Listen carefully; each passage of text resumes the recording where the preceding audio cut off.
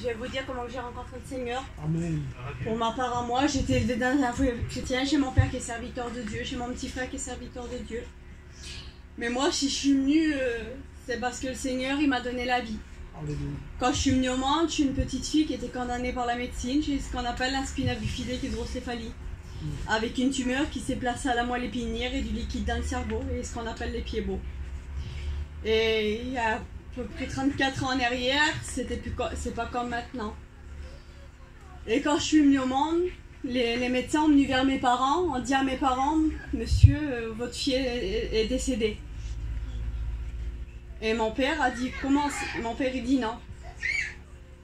Et mon père, qu'est-ce qu'il a fait? Il a fait prier pour moi. Et mon père a demandé à rentrer avec mon grand-père dans la chambre. Et le médecin qui était mon père a dit non monsieur, a dit votre fille vous pouvez pas la voir, elle est décédée et elle est très vilaine. Parce que j'avais les yeux sortis un peu de la tête, j'avais une tête qui était comme ça, au niveau de la moelle épinière j'avais une boule qui était comme ça plus un trou à côté. Et le médecin dit vous allez être choqués. Et mon père et mon grand-père ils disent non, c'est à nous, on a le droit de faire ce qu'on veut. Donc ils sont rentrés dans la chambre et il y a un serviteur qui est venu. Et le serviteur il a prié pour moi. Il a prié pour moi, ils sont sortis de la chambre. Peut-être 2 heures après, j'ai commencé à pleurer. J'ai commencé à pleurer, puis mon père m'a écouté pleurer, puis mon père priait dans le couloir. Et quand mon père m'a écouté pleurer, il a couru à les infirmières, il disait aux infirmières, ma fille pleure. Et les médecins disent, mais vous êtes fou monsieur, vous êtes fou monsieur. Mettez-vous pas ça dans la tête, de toute façon c'est fini. Je vous dis que ma fille a pleuré. Et les infirmières ont rentré avec le médecin, ils ont dit non, c'est qu'elle est en train de partir.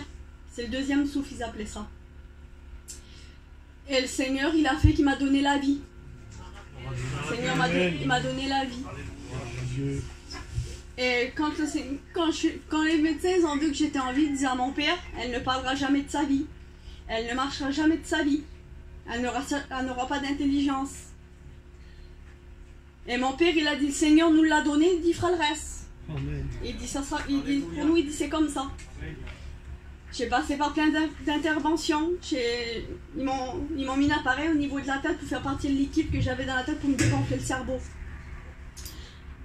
2-3 jours après, j'étais opérée d'une tumeur dans la moelle épinière. Quelques jours après, j'étais opérée du trou en bas qu'il fallait refermer. Quelques temps après, j'étais opérée des pieds. Et les médecins sont venus vers mon père et ma mère. Écoutez monsieur, on va la prendre et on va la mettre dans un centre. Et mon père, il dit comment ça? Mais il dit elle parlera pas, il dit elle marchera pas. Il dit vous pourrez pas la garder. Non, mon père il a dit je la garde. Il dit c'est ma fille. Il dit Dieu fera le reste. J'ai commencé à parler à l'âge de 4-5 ans. J'ai commencé à parler à l'âge de 4-5 ans. Moi j'ai été élevée comme le petit bébé là. T'as le frère. Moi j'ai été élevée comme ça. Et j'ai appris à aimer Dieu. Tout en parlant pas. Je parlais pas. Je marchais pas. J'ai appris à aimer Dieu. Et à ce moment-là, le Seigneur m'a donné à parler, m'a donné à marcher. J'ai donné mon cœur à 4-5 ans. À 10 ans, le Seigneur m'a baptisé de cet esprit. À 14 ans, je suis passée par les eaux du baptême. J'ai eu plein d'opérations. Là, normalement, j'ai une visite demain pour savoir si je me fais opérer ou pas. Mais le Seigneur m'a comblé si vous serez. Même que j'ai mon handicap, même que j'ai tous les problèmes à côté. Le Seigneur m'a donné il y a un an et demi. Pour les hommes, c'est impossible. Le Seigneur m'a donné un foyer chrétien. On sert le Seigneur du mieux qu'on peut. Je remercie le Seigneur parce qu'il m'a comblé. C'est vrai que j'ai des combats en ce moment. Je vous le dis, il faut prier pour vous. C'est vraiment que c'est très dur en ce moment. Je vous le dis carrément. Mais on compte sur la grâce de Dieu.